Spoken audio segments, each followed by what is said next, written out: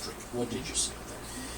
It was one of the worst natural disasters that I've seen in my lifetime, and even the president, the governor of New York, and the mayor of New York City indicated that this will go down in history as one of the worst storms in the history of the country. შალვა ეს ცოტა ახლა მოკლე პასუხია რაღაც ანუ რამდენიმე მოვლენაზე დავიკონკრეტოს მაგალითად. Could you just elaborate on the human stories, like you were meeting with people out there in the streets? What was their plight? I mean, what had they lost their homes? I mean, had they lost their relatives?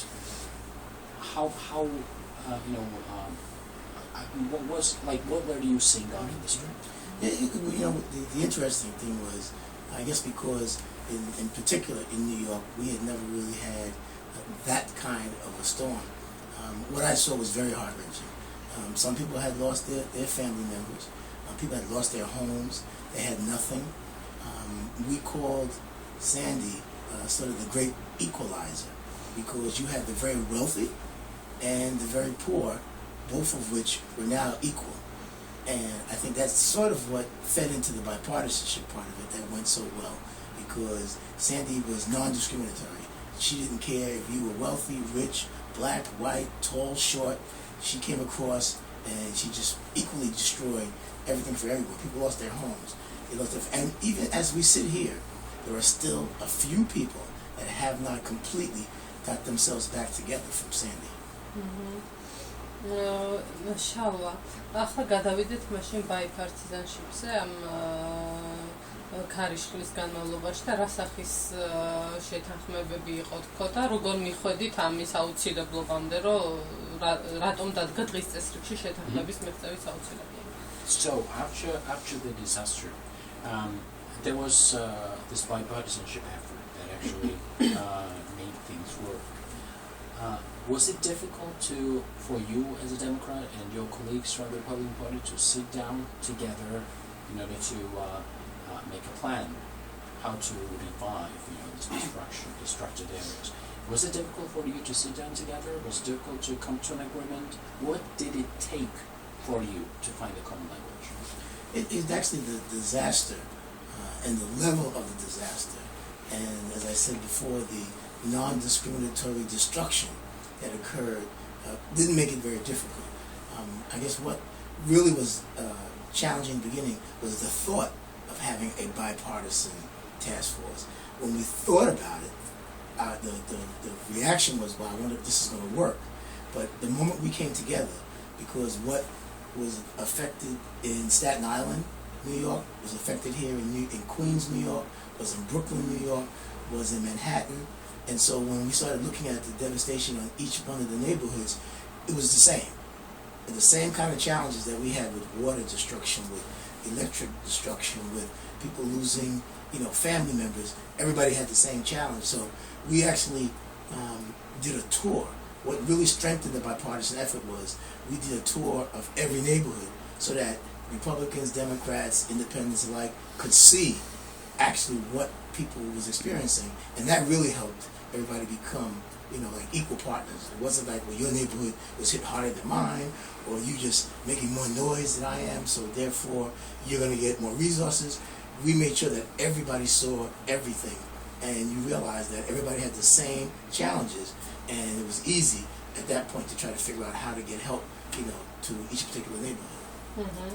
და ერთიც ვკითხოთ ახლა შალვა, თუ არსებობს ესეთი ზოგადი რაიმე დებულებები, როდესაც შეიძლება კი არა და არის ერთადერთი გამოსავალი, ან ზოგადი რამე სიტუაცია ესეთი თუ არსებობს, როცა ეს თანამშრომლობა არის ერთადერთი გამოსავალი იმის მიუხედავად, რომ წინააღმდეგი იყო. Do you think that there are times when there is no other way for the opponents but to come together, sit together, and think about how to make things work together, despite all their differences, whether it is down here on the local level, whether it is on the federal level? What is that particular case when there is no other way but to come together? Well, I think it unfortunately, this was a disaster that brought us together. And I would hope that we don't have to have more disasters to make bipartisanship work. We had a very interesting bipartisan effort in the state senate this year, outside of Sandy, which was the gun laws. We had the Safety Act, which was established in New York State, which was the toughest in the land. And what made that work, quite frankly, was both Republicans and Democrats coming together. Democrats wanted more banning on assault weapons and more regulations on how to sell and move guns from one state to another. Republicans wanted stricter gun laws. So what we did was we put both of them together, and we ended up coming with a bipartisan bill that passed, and it was the first that passed in the country. We actually passed it before Washington. Washington tried to model their actual gun law behind what we did, and even as some people were upset with it, you couldn't get around it because you had both Republicans and Democrats that came together. So I think bipartisanship will work when you have a issue that is critical to both parties, but yet and still you have to give and take some. You can't want 100% of yours and nothing of the others. As long as you say, listen, I tell you what, if you give me 20% and I have 20%, that's fine.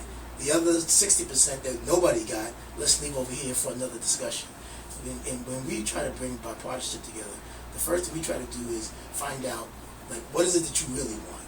Then you find out what I really want, and then figure out what it is that we both we can't agree on.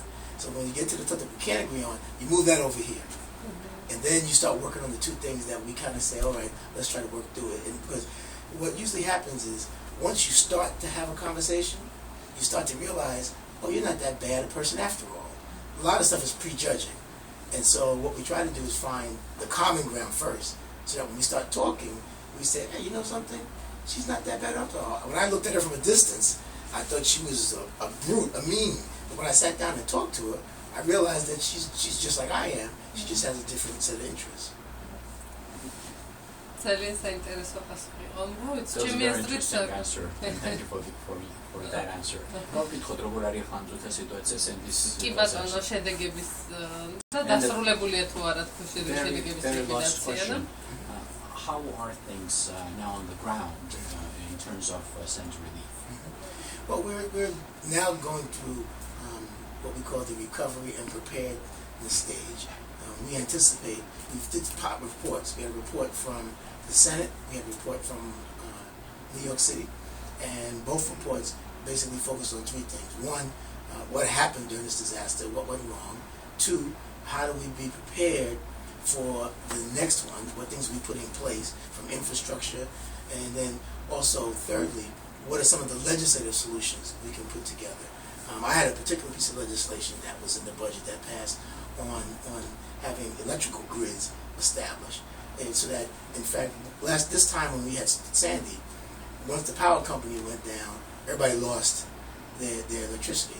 What my piece of legislation will do is have sort of a backup electrical grid, that if in fact we have a challenge with the current electrical system, that grid, which is separate and apart from, let's say, the Con Edison's or the Long Island Power Authorities, would kick in, and then you would have some substitute electrical power, at least temporarily. We wouldn't be able to have it for months, but it would kick in temporarily. So we still have a long way to go.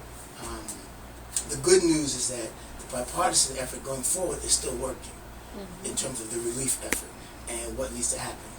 Nobody wants to experience what we did last time with the recovery at Sandy. And I think, cooler heads have prevailed, and everybody understands that in order for us to go forward as a community, we're going to have to work together. Thank you. Actually, can I ask one question? Sure. Is it okay? Can you talk a little bit, if you think that based on the success of the bipartisan effort with Sandy and with the gun law, if you think that you can carry that through for some future, but what the lasting impact that might be on future bipartisanship? Yeah, the good news is just like she indicated. Those two efforts brought people together that normally wouldn't be together. And I can tell you, even for myself, I was always a person that believes in working. I work with everybody. It really doesn't matter. But unfortunately, people have preconceived notions about individuals' ideology, so they tend not to want to talk. What this has done has actually gave people the belief that bipartisanship can work. And so, as opposed to approaching an issue with, I'm not going to talk to you, because I know you and I don't get along. At least now, because of the bipartisanship efforts that occurred, the first thing we'll do is, let's talk first. At least let's find out if, in fact, we don't have any common ground. Whereas before, there wouldn't even be any dialogue. So, as I said before, once you start the dialogue, it really helps you move forward. Now, there's going to be some things where you're just going to be on separate sides. Like, I'm not a person that supports the death penalty. There are some people that support the death penalty. It's real clear that I will never be able to sit down with someone and try to figure out a common ground, but we can get somewhere in the middle, such as maybe you go to jail for the rest of your life, but then someone will argue, but the cost of that person being in there. So it varies, but the interesting thing about the bipartisanship is that it now has us talking more in the beginning, as opposed to just saying, I disagree with you, so I don't even want to sit in the room with you. Thank you very much. Okay.